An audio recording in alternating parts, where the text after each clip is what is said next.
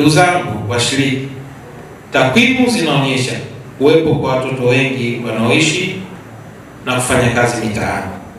Inakadiriwa kufikia mwezi Mei 2026 ambayo takwimu hizi zimechukuliwa, mkoa una jumla ya watoto wanaoishi na kufanya kazi mtaani wapatao 631, kati yao 94 wanalala mtaani.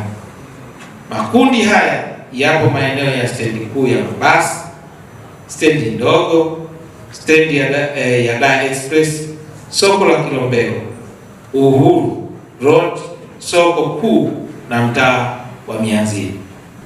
Ni matarajio yetu kama mkoa kwamba ifikapo mwaka 2029 mkoa wetu uwe wa mfano, na kwamba tunatarajia kuondoa watoto wetu wanaoishi na kufanya kazi mitaani na kuwaunganisha na huduma muhimu ikiwepo malezi, malazi, elimu, afya na ujuzi mbalimbali.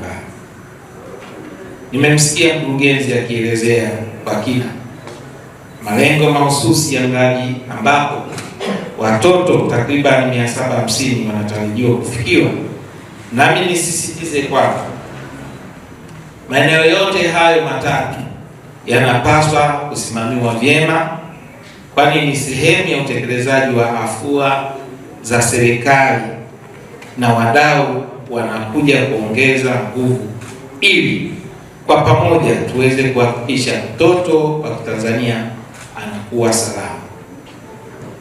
Ndugu zangu washiriki, sambamba na hili niombe pia kuhakikisha kundi la omba ambao pia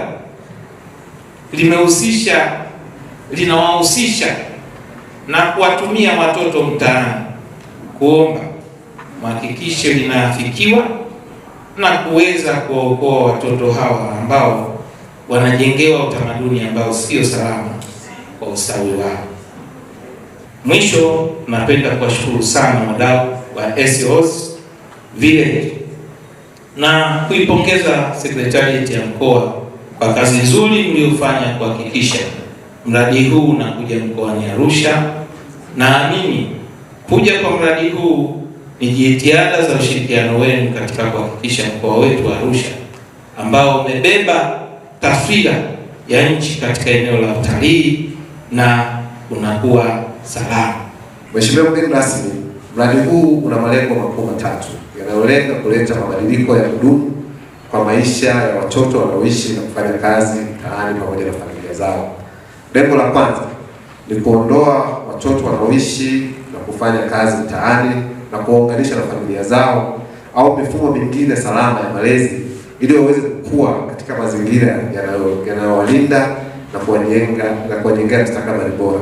Lengo la pili ni kuimarisha uwezo wa familia katika kutoa malezi bora, matunzo na ulinzi wa mtoto kupitia uwezeshwaji wa kiuchumi, kijamii pamoja na huduma za msaada wa saikolojia na kijamii.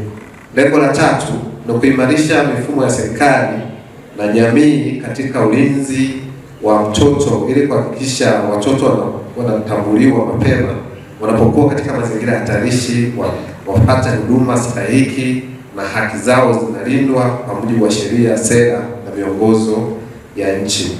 Kupitia malengo haya tunatarajia kuona kupungua kwa idadi ya watoto wanaoishi na kufanya kazi mtaani, kuimarika kwa ustawi wa familia na kuongezeka kwa uwezo wa jamii na serikali katika kulinda watoto dhidi ya ukatili, unyanyasaji, utelekezaji na aina nyingine za mazingira hatarishi.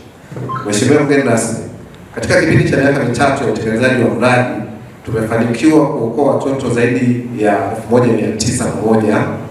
Kati ya hao 1017 waliunganishwa na familia zao na kuhakikisha wanapata mazingira salama ya malezi